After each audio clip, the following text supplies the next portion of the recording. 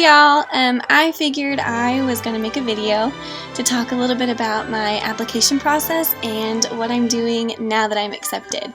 So, I'll start with the basics. I had looked into the Disney College program my freshman year, and I never thought it was something I could do because I was scared to take a semester off and leave my friends. But this past fall, at the start of this semester, something came over me, and I had a lot of friends talking to me about it who had done the program before, and I had lunch with a friend on the day I decided to apply and just asked advice, and then I opened a fortune cookie that said that I would soon go on an adventure that I couldn't, or I would soon receive an offer that I couldn't turn down, and that's when it hit me that I was like, okay, I'm gonna apply. So the story is a little bit longer than what I just said, but I'm planning on writing a blog post as well. So if you want any more details about what I'm going to briefly talk about right now, I'll include a link to that as well. So I decided to apply, and there's 3 phases of the application process. And the first phase is just your typical online application. So it asked me questions about where I go to school, what I'm studying, what my work history has been, and it also took me to a page where it listed all of their roles. I think there's 21 if I counted correctly, and it has you rank them. So you can choose to rank any role from high interest, moderate interest, low interest, no interest, and that's it. So I researched a lot, and I read a lot of blog posts about people saying that you shouldn't put no interest for any of them because Disney might think that you don't necessarily want to work for them. And while I took that advice to heart, I thought, if there's something that I don't think I'm qualified for, there's no point in me lying to myself or the company by putting high interest or moderate interest on there. Like, I don't think I could pass the lifeguard test to save my life and help others if they were drowning, so I put no interest on lifeguard, stuff like that. So I put no interest for about 4 or 5 roles, and then just ranked everything else how I felt. I knew from the start that you could get considered for any interest that you put on any role. So even if I put low interest on something, I knew that I could possibly be considered for that role. So I thought about it for a long time. So I would make sure to spend a lot of time on that part of the application because that could kind of decipher where you go if you do get accepted.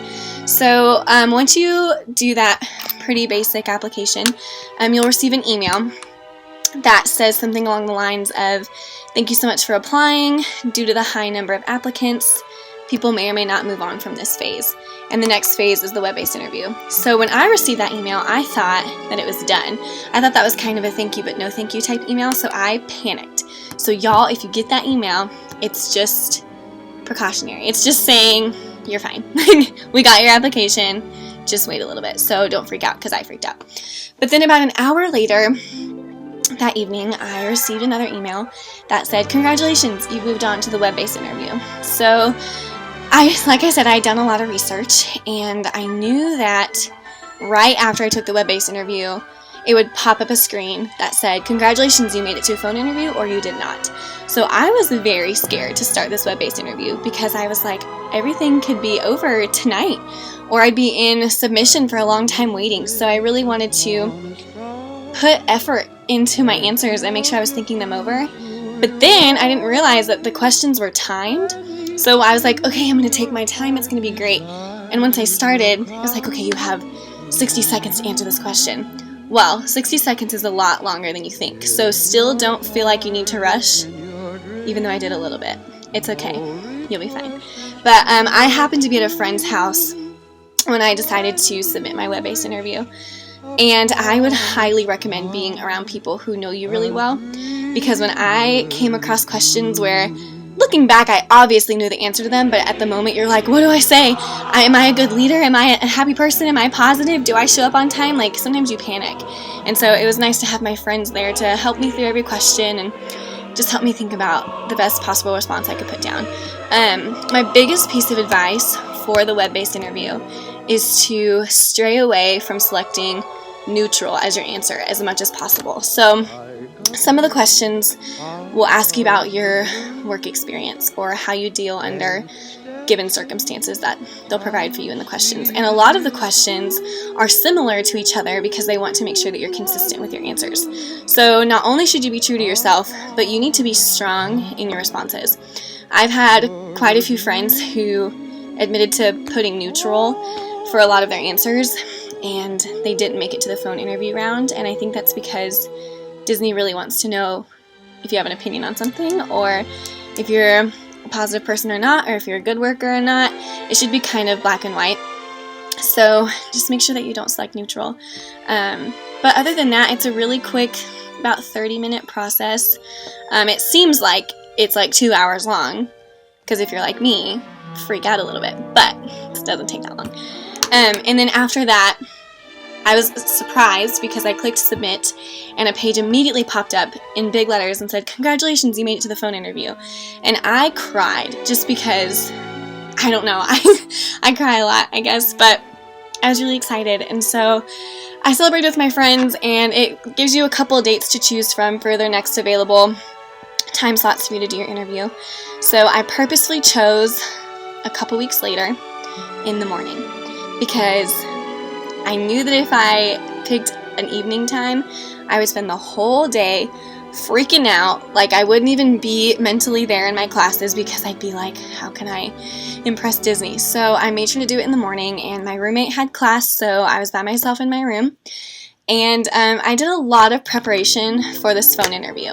And looking back, I think it was good to be prepared, but I think there is such a thing as over-preparing. So I had 2 weeks to prepare, and a couple of my friends who I've spoken to had like less than 24 hours or a couple days. So the sooner you can get your phone interview done with, I would recommend that, because waiting for your phone interview was really hard for me. I was just constantly trying to do mock interviews and prepare, but yeah, I guess I can talk a little bit about that process. So what I did was I researched every single vlog, blog post, anything I could find that said, like, possible Disney College Program phone interview questions, or this is what they asked me and this is what you should talk about, and I freaked out. So I wrote like an 8-page Word document, kid you not, and I answered every single question and put bullet points. I mean, not scripted answers, but I put bullet points, and I highlighted things that I figured they would most likely ask me, and I had a hard time picking my top 3 roles because I didn't want to make a mistake, so I freaked out about it a little more than I should have. I think the best approach would just be to stay calm and to know, like, to look over some questions and kind of know maybe what you would say. But my thing is, as soon as you answer the phone and start talking to your interviewer, you are not going to even be able to mentally process, okay, where is this question on my sheets? Like, what if I didn't prepare this question? And a lot of the questions they ask you are about your life, so they should be pretty easy to answer.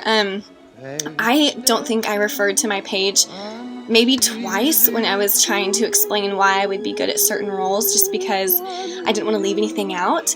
But other than that, my 8 pages, I didn't even use them, and I taped them down because I heard it's not good to have like rustling paper sound over the phone interview, so I taped them down, but I don't know if it was worth it because I didn't use them very often. So my advice would be to be prepared, know what questions that they might ask you, and know how you can kind of explain your attributes in 20 minutes or less, and then chill out because it's about your life. You can answer them, no problem, you'll be okay. I wish somebody had told me that, but I figured it out, and now I'm telling you. But I did make sure I read a lot of things that talked about setting the environment for yourself, and I really took that advice. So what I did was I cleaned my room, because I don't like clutter, but I cleaned my room and I taped down all of my Word documents, but then I made little sticky notes, and every single one had a Mickey head on it or a quote about Disney or something, and I laid out like this bell pen I had. I just put it in front of me so it would make me think magical thoughts, I guess.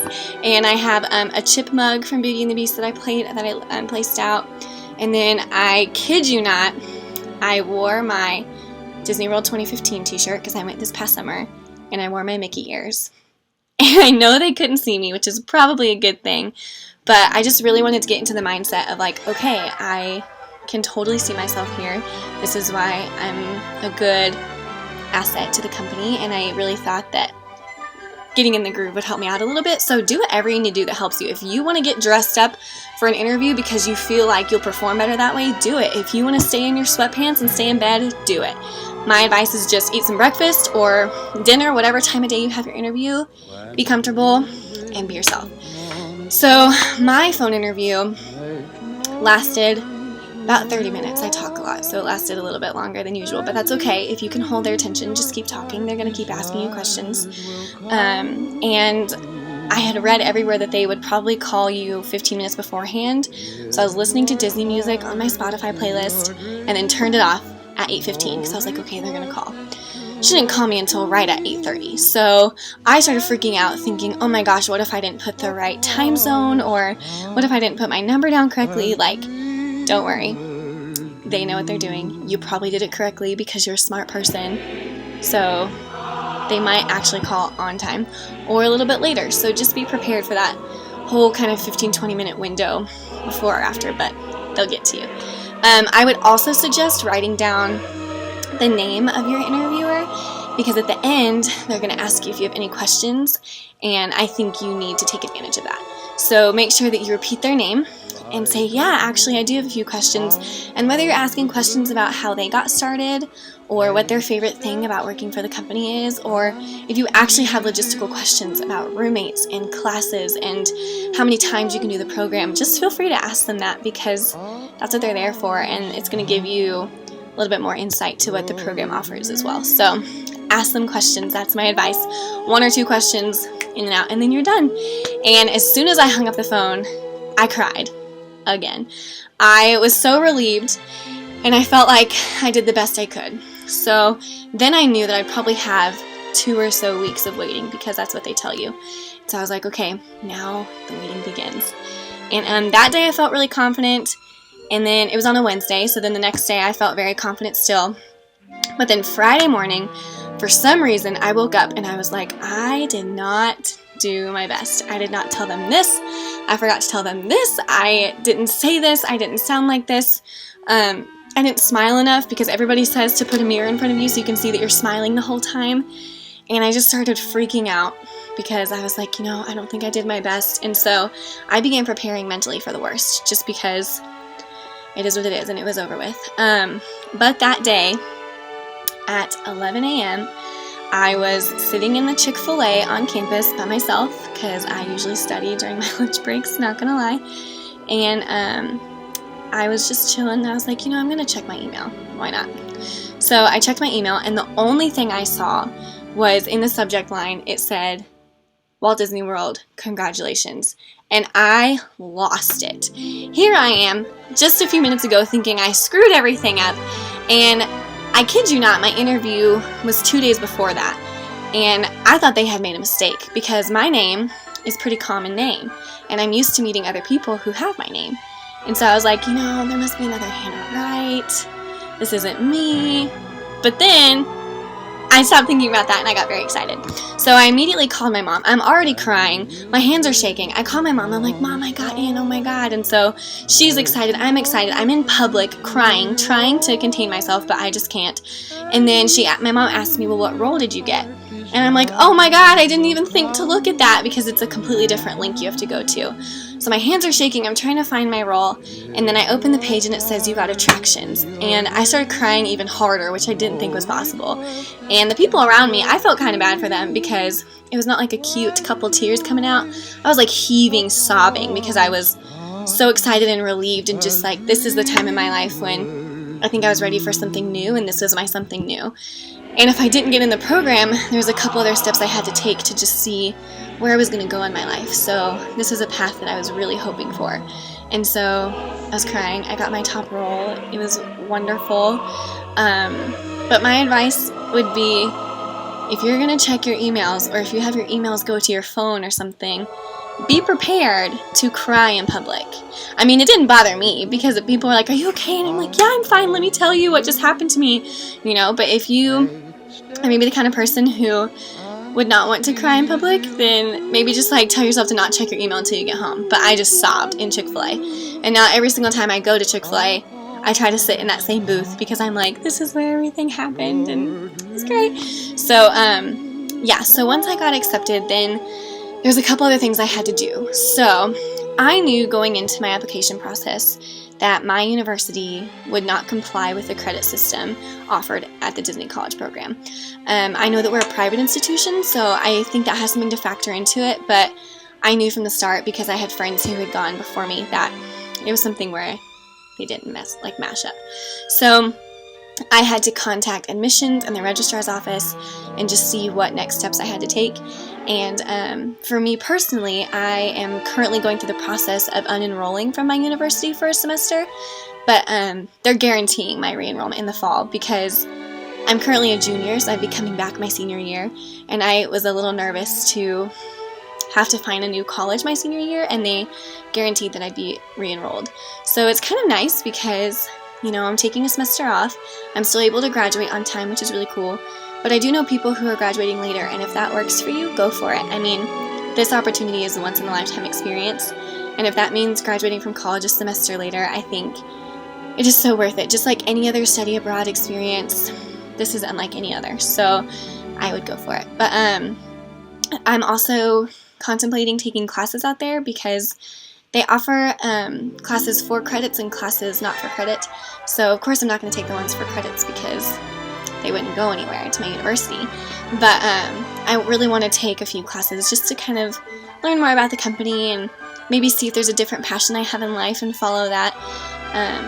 But then once I figured out all the logistical things, I immediately started looking for roommates. And that was such a fun experience, but also very stressful.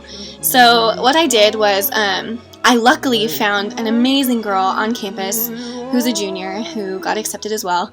I had never met her before this, but her roommate knows me and told her to contact me, and we are basically the same person. So that was a blessing in disguise because now I knew I wouldn't have to show up to this program by myself. And I also have a sorority sister who is accepted, which is incredible, so I'm excited to see her down there, but we have different starting and ending dates, so we couldn't be roommates. But I met this other girl, her name is Brittany. Hey Brittany, love you. And I'm so excited to room with her, and so what we did was we thought it'd be fun to make videos of our roommate surveys instead of just typing them out. So I sat down like I am right now and answered all the questions and very timidly posted my first video to YouTube, and then I shared it on the page, and I linked Brittany's with mine so people would know that we were together. And from that we got more messages than we were expecting of people who wanted to room with us. So what we did was we Skyped people, and we just found similarities and differences with people that worked and didn't work, and we ended up finding 2 great girls, and right now the 4 of us are planning on hopefully living together, and if we find more, that's great, put them with us, or if Disney wants to put us with more people, that's fine, but we're going to just request for us to be together and to live in a quad, and hopefully live in Patterson or Chatham. I'm down with anything, I don't care, as long as we're together. So that process was really fun, and it was cool to watch other people's videos and read their surveys and just get to know people. Even if you don't end up being roommates with people, you still have so many friends. After you've Skyped all these people and messaged them, you're gonna meet so many awesome people. So I highly suggest jumping on that train and getting to know people in your group and in your starting and ending dates, and also in your role. The 4 of us roommates that I have found were all attractions, and I think they place people in their different roles based off of personality types that come across over your phone interviews. So it might be good to find people who are in the same role as you because y'all are probably already more similar than you think you are. So we got very lucky in that aspect. But yeah, now I'm kind of just waiting. My countdown is right behind me. I have 77 days left, and then I'm out in Orlando, and I won't find out what park or what ride I'm placed at until I get out there. But that anticipation is a little hard, but it's okay because it's all going to be amazing soon enough. But I've just been very lucky to have such a supportive group of people in my life. My parents are very supportive. Make sure that your parents are on board because that's very important, especially if you're going to be unenrolling or having to graduate a semester later. Just make sure that your parents are on board. with all of that. And my friends have been really supportive. We've all been crafting like nobody's business. I've already started packing because I just can't wait. And yeah, if you have any doubts in your mind, I still think it can't hurt to apply for the college program. I had so many doubts. I was so nervous, but I thought, I just need to take a leap of faith and apply for something. And you never know. And if it works out, then you cross that bridge when it comes. So my advice to anybody everywhere, please apply for the Disney College Program, because you have no idea what doors it's going to open for you, what opportunities it's going to open for you, the people you're going to meet, the experiences you're going to have. I mean, I can only imagine what other people have been through and what's going to come for me and the other people who are going spring of 2016. So I'm very excited. This video is a little bit longer than I was expecting. I talk a lot, but I'm also going to be writing a blog post with just a little bit more detail about my story, and for my family and friends to keep up with, and anybody else who might have any questions about anything. I know that reading blogs and watching videos really helped me out, so hopefully I can help some of y'all out too. But if any of you guys have any questions about anything or just want to chat about anything, let me know. Leave a comment. Never said that before. But seriously, everybody should apply next year. I think applications are closed this year, but apply, talk to somebody who's been through it, ask them questions, do research, but it's a blast. I'm not even there yet, and I'm just having fun with this process of it. So, yeah, let me know if you guys have any other questions, and I hope you all have a magical day.